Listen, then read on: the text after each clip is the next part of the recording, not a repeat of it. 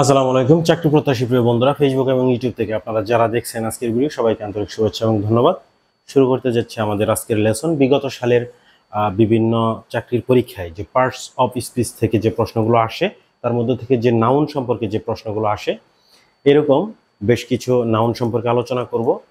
Suffix যেটা হচ্ছে নেস যুক্ত কোনো ওয়ার্ড, সেটা অবশ্যই নাউন হয়, অর্থাৎ কোনো ওয়ার্ডের শেষে যদি সাফিক্স নেস যুক্ত থাকে NESS, তাহলে সেটা অবশ্যই নাউন হয়। এই ধরনের অনেকগুলা ওয়ার্ড এক্সাম্পল হিসেবে আমি লিখে রাখছি বোর্ডে। এই ওয়ার্ডগুলা যদি প্রশ্ন আসে যে এই ওয়ার্ডটা কোন পার্ট অফ স্পিচ, তাহলে কিন্তু নিঃসন্দেহে আনসার হবে নাউন। প্রচুর প্রশ্ন আসে এই ধরনের চাকরির পরীক্ষায়। গুডনেস, তো নেস থাকার কারণে এটা noun. Tenderness, bitterness, happiness, consciousness, sweetness, fairness, attractiveness, aggressiveness.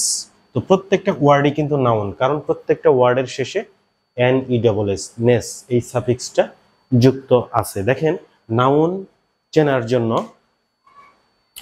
অনেকগুলা সাফিক্স আছে যেগুলো দেখে আমরা নাউনটাকে চিনতে পারবো।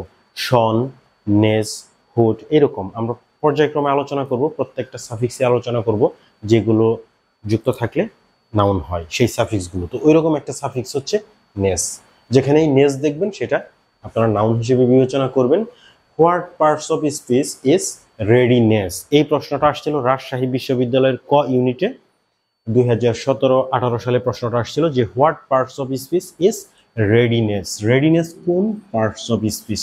যেহেতু নেস আছে যুক্ত সাফিক্স, তাহলে অবশ্যই এইটা নাউন হবে। এটা শুধুমাত্র একটা এক্সাম্পল। এরকম প্রচুর প্রচুর প্রশ্ন শুধু ভর্তি পরীক্ষায় না, বিগত সালে এসে যাওয়া প্রচুর চাকরির পরীক্ষায়, বিভিন্ন মন্ত্রণালয়, BCS থেকে শুরু করে প্রাইমারি, NTRC, সব জায়গায় কিন্তু কখনো কখনো এই ধরনের প্রশ্ন কিন্তু দেখা যায়। সো খুব গুরুত্বপূর্ণ একটা রুলস, মানে খুব বেশি মানে যে আজকের ভিডিও থেকে খুব অনেক বেশি কিছু যে জানতে পারলেন আপনারা, তা কিন্তু না। কিন্তু এই ছোট্ট একটা রুলস মনে রাখলে আপাতত এই সম্পর্কিত যে প্রশ্নগুলো আসবে যে কোনো চাকরির পরীক্ষায় আপনারা কিন্তু সমাধান পেয়ে গেলেন। তো এইভাবে আমরা অল্প অল্প করে শিখতে শিখতে আমরা একটা অভিজ্ঞতা অর্জন করব, ইংরেজিতে একটা দখল অর্জন করব।